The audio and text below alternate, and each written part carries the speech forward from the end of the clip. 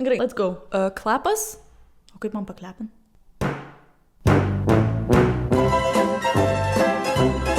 Really... Taip, sveiki visi, čia vėl Gustė. Aš supratau, kad aš taip biški šonų sėdžiu. Va, kompiuterį pasisukam. Viskas taip ir buvo. Čia tai jūs ką?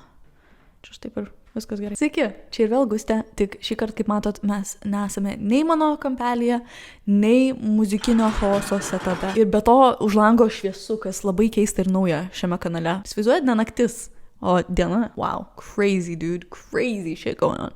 Galima man sakyti shit? Nežinau. Anyway, norėjau tik pasakyti, kad... aš nenorėjau tik pasakyti, kad... Norėjau pasakyti, sveiki atvykę į naują segmentą, į naują laidą, naują... Viskas prasideda. Čia tiesiog naujas segmentas, kurį taip pat norėčiau daryti ir kurį minėjau savo Gustės kampelėje pirmam epizode jo apie voice memos ir senus įrašus, garso ir muzikos įrašus. Tai šiandieną šioje nostalgijos radio laidoje norėčiau su jumis nukeliauti atgal į praeitį, į mano vaikystę ir paauglystę. Paauglystę. Oh my god, aš lietuvė. Gerai, kažkas negerai.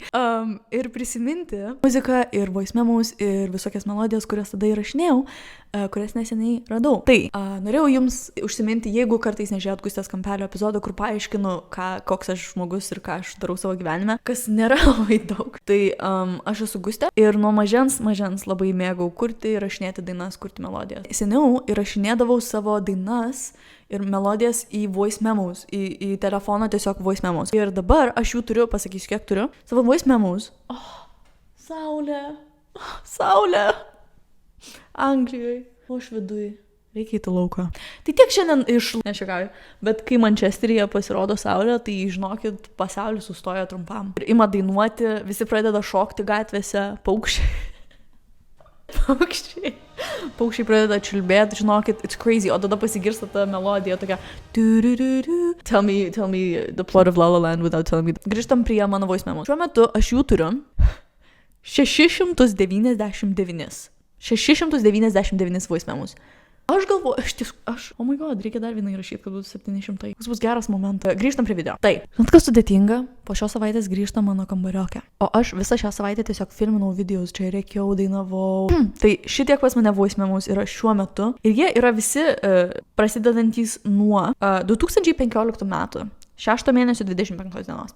Aš manau, pačio pirmo voice memo šitam telefone kažkada dar paklausysim, bet šiandieną aš norėjau pakalbėti ne apie jį dėl to, kad aš ne tik voice memus turiu, bet neseniai radau seną diską su seniau įrašytom dainom. Ir aš tas dainas kūriau GarageBand, kai man buvo 2018 metų vasara. Man buvo tada 16 metų ir aš nusprendžiau kažkodėl, iš tikrųjų, aš žinau, kodėl aš nusprendžiau. Aš nusprendžiau todėl, kad aš tą vasarą važiavau į Atgają, man atrodo, vos antrą kartą ir mane tai labai įkvėpė ir aš tiesiog prisiminiau, ant kiek aš esu kūrybiškas žmogus.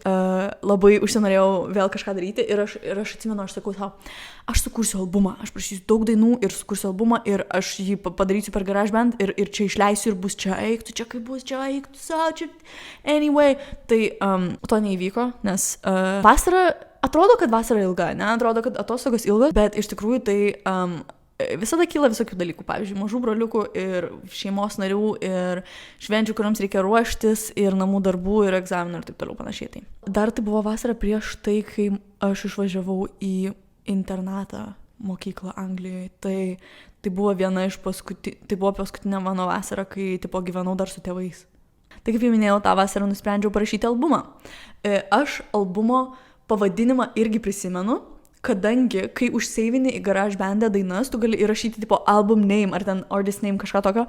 Ir dabar, kai aš atidarau, nors aš neturėjau to projekto, bet kai aš turbūt parodysiu per dainas, parašyta būna artist ir tam parašyta Gustė Tunaitytė ir album, kuris vadinasi Dar nežinau. Tai aš atsimenu, nes aš bandžiau jį pavadinti, nežinojau kaip, tai dėl to aš jį pavadinau Dar nežinau. Aš sakau albumas, lyg tai ten kažkas buvo, bet nebuvo jokio albumo, aš nežinau. Aš tiesiog parašiau, man atrodo, kokias 7-8 dainas ir norėjau jas visas suredaguoti ir padaryti gražiai per GarageBand, bet aš neturėjau jokių equipment, nieko. Nors iš tikrųjų kiek gyvenime išmokau, tai kad nebūtina turėti jokių equipment ir nieko šiaip nereikia, kad kažką sukurti gražaus, bet aš tiesiog nesijaučiau pakankamai pasiruošus. Nesijaučia viskas kaip albumas, kadangi aš buvau, nežinau, mano akim, dabar kai man jau 21, aš jaučiuosi, kai man buvo 16, kad aš buvau vis dar vaikas. Tai tam albume buvo maždaug 7-8 dainos, aš jau tiksliai neprisimenu. Aš turiu, nors aš pamečiau, daugumą kitų dainų aš jų neradau, bet radau šitą dainą ir dar vieną. Tai dvi, tai yra Bėk vaikeli, apie kurią šiandien kalbėsim. Ir dar kita daina, kuri vadinasi Ir išeinu toli toli. Wow. Kas pas mane su pavadinimais dainų ir pasikartojančiais žodžiais pavadinime. Tai jo, tai šitos dvi dainos išsisaugojo, kurias turiu dar ir, ta prasme, įrašyta jų versija su ten instrumentais ir viskuom, ką aš ten GarageBand'e padariau. O visos kitos dainos, kurias kūriau, aš jas atsimenu ir aš turiu jų voice memos, ta prasme, acoustic version, kai aš dar vis rašiau pačias dainas ir dar buvau, ta prasme, neįrašiau jų į kompiuterį. Arba bent jau nebandžiau. Bet kai sakau įrašiau į kompiuterį, tai čia buvo į speakerį va čia. Aš atsimenu, kai aš va šitaip laikiau kompiuterį ir aš va taip pasilenkus, va taip laikydama įrašinėjau vokalą. Tai aš esu įsitikinus, kad tai girdėsit. Bet tiesą sakant, aš neklausiau šitos dainos specialiai tam, kad galėčiau į ją reaguoti priešais kamerą. Bet aš atsimenu, kad mano mylimiausia daina buvo viena iš mylimiausių dainų šita buvo. Nežinau, aš tiesiog atsimenu dar, kad tipo šitam albume norėjau, kadangi aš buvau grįžusi iš Atgajos, kaip jau minėjau, tenai labai kalbama apie tradicijų ir tipo Lietuvos kultūros puoselėjimą ir taip toliau. Tai aš atsimenu, kad norėjau įdėti kažkokių lietuviškų motyvų ir elementų. Ir albumą rašiau būtent lietuviškai. Ir viskas tai man šiek tiek baisu, nes aš nežinau, kas bus. Bet aš manau, pirmą pasiklausykime, kadangi turiu šitos dainos Bėk vaikeli ir tipo GarageBand įrašytą versiją ir akustinę versiją, kur pradžioj kūriau dainą. Tai manau, pasiklausykim abiejų. Jo, išgirsime mano live reaction. Who's ready for this? Not me. Okay, you got this. Taip, tai čia bus Bėk vaikeli. Aš nežinau, ką darytų praeities Gustė, jeigu nežinotų, kad aš dabar klausysiu šitų dainų priešais kamerą. Aš manau, kad jie būtų labai gėda, nes tiesą sakant, tais laikais aš labai vis dar nepasitikėjau savim, buvo tam priežasčių, bet nežinau, kai esi kūrybiškas žmogus ir nori užsiimti dainų įrašymu ir ten, nežinau, groti gitarą kartais kitiem aplinkiniam gali atrodyti, kad tu nieko nedarai su savo gyvenimu arba kad tavo menas nėra vertas, bet mes jais netikim. Dėl to aš sukūriau visą šitą kanalą, tai va, praeities Gustė nustebtų. Aš manau, jį taip pat bijotų, gal dėl to bijau ir aš šiek tiek. Gal dėl to manie tas jaudulys vis dar yra, nes viskas, ko klausysim, tikrai nebus tobula. Aš esu įsitikinus, kad tenai bus kažkokių nesąmonių arba garsų arba neteisingai sudainuotų dalykų. Ir anksčiau tai būtų mane labai slėgė. Dabar, man būtų buvę daug sunkiau dalintis dėl tų dalykų, nes kažkaip atrodo, jeigu kažkas netoblo, bet čia sakiau, parašysiu albumo ir nepadariau iki galo ir ten kažkas netai buvo ir taip toliau. Aš manau, kad jai būtų šiek tiek streso, kaip ir man, bet visa prasmė šito kanalo ir visa prasmė Nostalgijos radijo ir šiaip mano gyvenimo moto pamažu tampa tiesiog do the silly stuff. Tiesiog pasidalink, kurk, būk keista. Niekam nerūpi. Bro, listen, paklausyk. Niekam nerūpi, ką tu darai. Taip, kad geriau daryk, ką nori. Ne, bet čia gali labai blogai man baigtis. Paskui kažkas kažką primuš ir sakys, Gustė man žinutė tau, praeities Gustė. Nežinau, kažkodėl norisi savo pasakyti kažką. Žinutė tau, praeities Gustė. Aš klausysiu mūsų albumo. Tai nebijok, man irgi baisu, bet tikiuosi viskas bus gerai. Anyway, aš turiu emociniam palaikymui, by the way, aš nepristačiau. Emociniam palaikymui aš turiu su savim karvytę, mini žaislinę karvytę, kurios vardas Daisy. Kaip lietuviškai Daisy? Ramunėlė?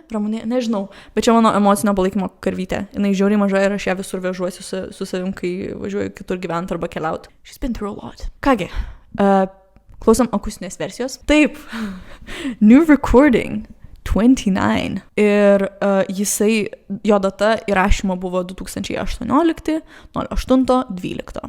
3, 2, 1. Čia jau tikrasis Bėk vaikeli, nes aš sukūriau tai. Sugalvojau. Aš tikiuosi nieks nežino. Ne! Aš nežinau. So starting again. This is the real Bek Bek vaikeli. Čia tikrasis Bek Bek vaikeli. Okay, let's go closer. Kuris jau, atseit viskas yra jame. Tik dar galbūt klaidų, nes aš dar, žinot, nelabai moku šitą dainą.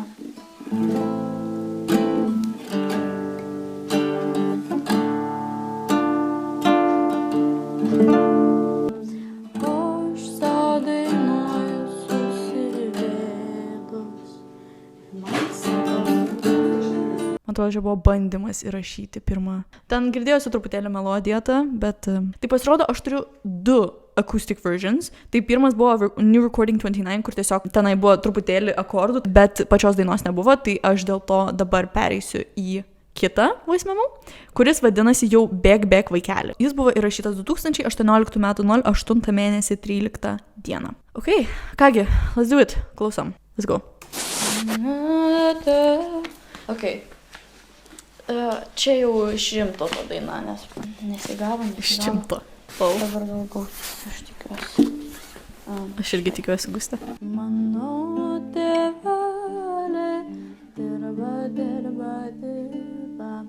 o aš sau dainuoju susivėlę. Ok, aš turiu sustabdyti. Taip, tai kiek girdėjau, čia buvo šiek tiek akustinės versijos. Aš manau, pilnai jos neklausysim, nes tada visą dainą išgirst jums reikės kelis kartus, kas turbūt nėra žiūri įdomu, bet koks liūdas mano balselis skamba. Toks pavargęs. O, baby Gustė. Aš nebuvau baby. Nors aš suprantu, koks yra jausmas, kai tau 16-17 metų ir tau atrodo, kad tu, bent jau man atrodė, kad čia viskas, kad aš jau viską galiu ir aš esu suaugus, bet žiūrint atgal, atrodė, kad nebeskauda dalykai. Atrodė, kad net jeigu kažkas pyksta manęs arba jeigu kažkas įvyksta, kad aš galiu su tuo susitvarkyti, bet iš tikrųjų tai 16 metų yra dar, nežinau, tu esi dar paauglys. Aš nežinau, kaip dalintis šitą muziką ir šitais visais voice memos, nepaminint emocinių sunkumų ir visokių sudėtingybių būnant kūrybišku žmogum, nes ypač tuo metu mano gyvenime buvo labai daug permainų. Girdėjusi turbūt iš balso, aš tokia pavargus visa. Ir pati tema dainos. Tai va, nežinau, ar aš turbūt šitą iškirpsiu ir nedėsiu, bet tiesiog norėjau pasakyti, kad jau čia editing Gustė. Ir aš žinau, kad aš paminėjau video, kad aš turbūt nedėsiu tos dalies. Žiūrint atgal ir pamačius visą video iš naujo, aš manau, kad yra labai svarbu iš tikrųjų pasidalinti tokiais dalykais, dėl to, kad galbūt jūs tada būsit drąsesni už mane, galbūt koks nors vienas žmogus, kuris pamatys šį video, nuspręs pasidalinti tuom, ką jie kuria, galbūt tai ką nors įkvėps, vienu žodžiu. Tiesiog norim palinkėti, kad būtume drąsesni už mane. Ok, viskas. Tai kągi, momentas, kurio laukiam, išgirdom truputėlį akustinės versijos, truputėlį tiesiog pačios pradžios dainos, o dabar išgirsim GarageBand sukurtą, sumontuotą, padarytą Bek Bek vaikeli, kuri buvo viena iš dainų iš mano albumo, kuris vadinosi dar nežinau. 3, 2, 1.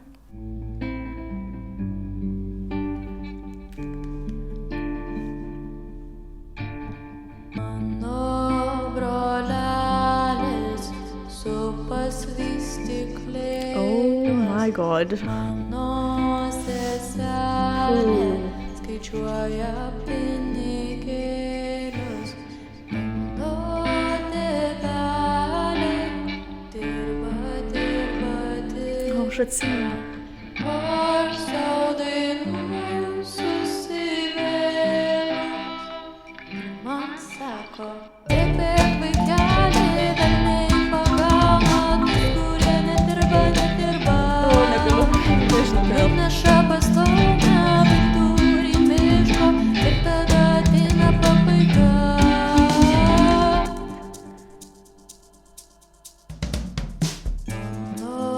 Tie būgnai. Kelalė žingsniuoja, mano seselė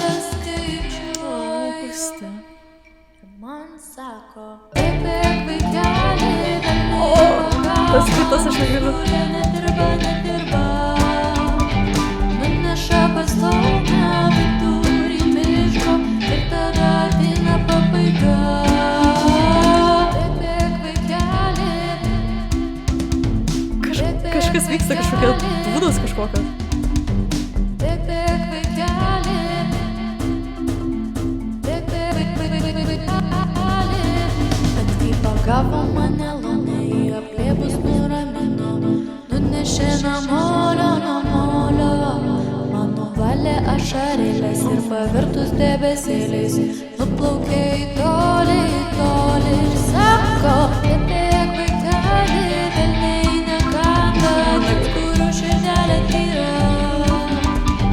Rūmės neliečia mažų vaikelių, Negaliu žiebia žvaigždėlė. Labai stengiuosi. Bėk vaikeli, bėk vaikeli, bėk vaikeli, bėk vaikeli.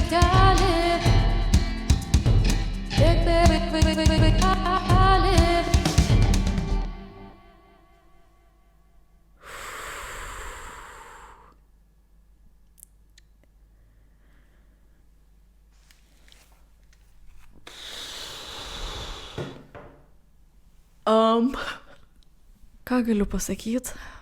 Aš labai sunkiai stengiuosi neverkti. Labai, nežinau, kodėl kaupėsi ašaros. Net, ta prasme, čia kvaila dainelė, bet jeigu praeities aš žinotų, aš taip norėčiau dabar sugrįžti laiku ir jai pasakyti, Guste, viskas gerai, normaliai ten viskas skamba. Aš atsimenu, kaip aš save smerkiau už tai, kad viskas buvo netobula ir aš atsimenu, kaip aš bijojau. Ir, ta prasme, dėl to aš niekada nieko nedariau su šitą muziką, niekam net nerodžiau, net savo draugam, ta prasme, nes man atrodė, kad viskas buvo labai negerai, bet iš tikrųjų viskas fine. Manau, dar mane apėmė emocijos tiesiog dėl to, kad kaip klausiausi tos dainos, grįžau į tą pačią emocinę būseną, kurioje buvau, kai visas šitas vyko, į tą vasaros pabaigą.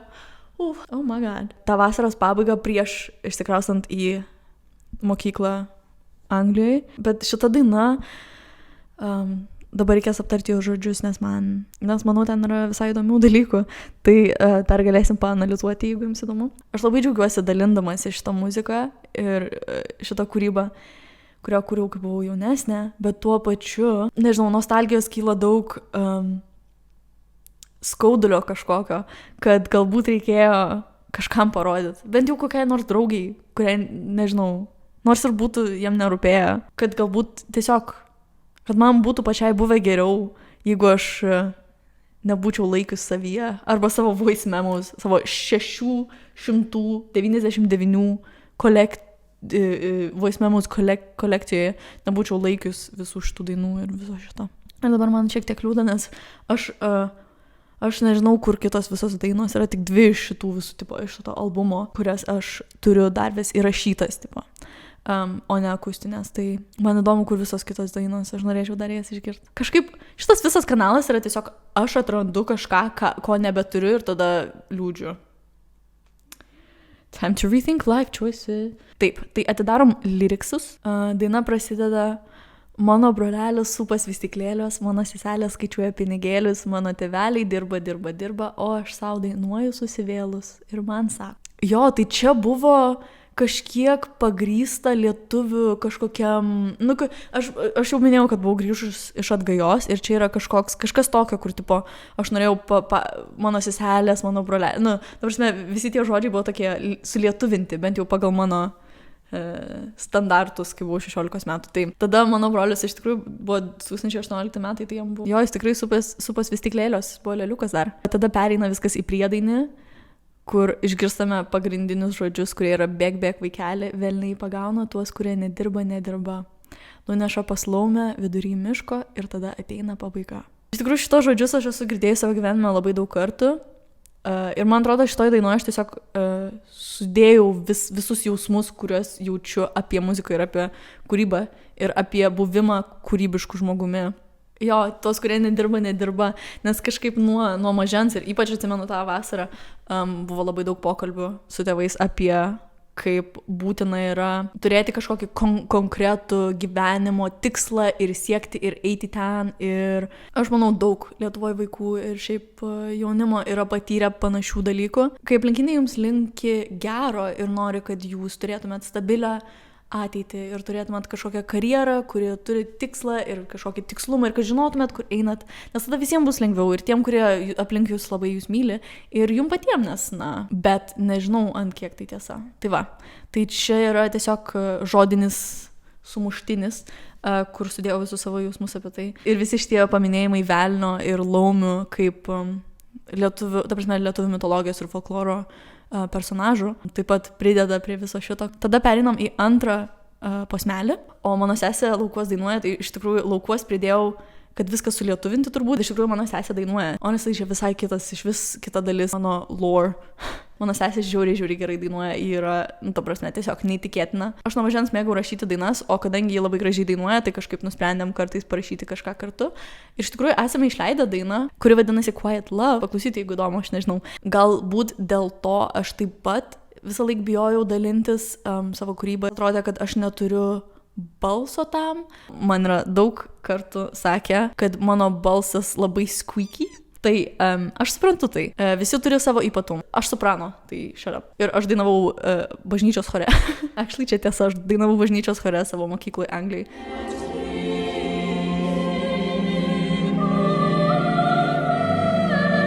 2 metus. Dėl to man kartais irgi buvo baisu dalintis. Atrodė, kad aš neturiu to tokio stage voice, kad aš turiu tik tai dainų rašymą, bet niekada negalėčiau būti tas žmogus, kuris būna priešais kitus žmonės, kurį žmonės mato. Aš visada galvojau, kad aš liksiu už scenų. Aš tikrai šiuo metu jau tikrai nenoriu savęs stabdyti ir nenoriu savęs limitinti, bet aš nežinau, kaip lietuviškai limitinti.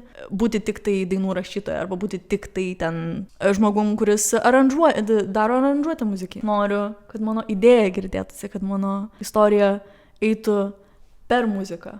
Tada vėl eina priedainis, kurį jau girdėjot. Ir tada perėjo į šitą keistą, nežinau kaip vadin, bridge, kur mes atėjom prie dainos rezoliucijos. Ir žodžiai buvo tokie. Taip, tai čia kaip ir perėjimas istorijos į kitą perspektyvą vos ne, kur tie visi veikėjai ir velniai, laumės, raganaitės, kaukai matome kaip blogi ar matome kaip piktadariai, bet čia aš nusprendžiau pakeisti tai ir pakeisti perspektyvą. Laumė mane pagavo, laumė apglėbė, nuramino ir nunešė namolio, atgal namo. Šiaip labai įdomu man šitą visą skaityti, nes nuvalė ašarėlės, nuramino.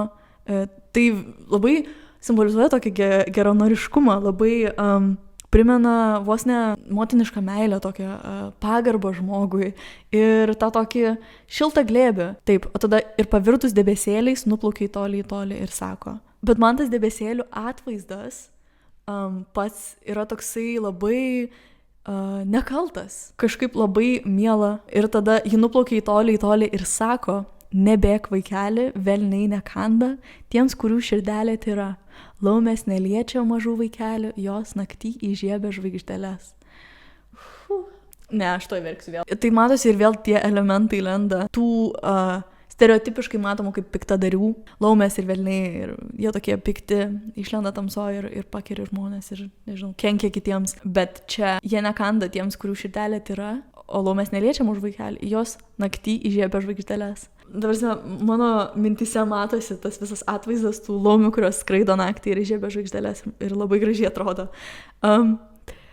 Aš dabar... Taip, tai kamera perkaito ir išsijungia. Manau, kad tai bus recurring theme mano epizoduose. Jo, perklausėm visos dainos. Manau, dar visokių įmanomų metaforų sugalvoti apie ką čia šitą dainą, tai būtų labai įdomu išgirsti komentaruose. Jeigu jūs žiūrėjot šitą iš vis, aš nežinau, kas žiūri, ta prasme, nežinau, man sunku kažkaip sugalvoti, suprasti ir sugalvoti, kas žiūrėtų šiuos video, arba ką domintų išgirsti seną dainą, kažkada mano dainuotą. Bet jeigu tai esi tu, jeigu tu žiūri, visų pirma, ačiū tau.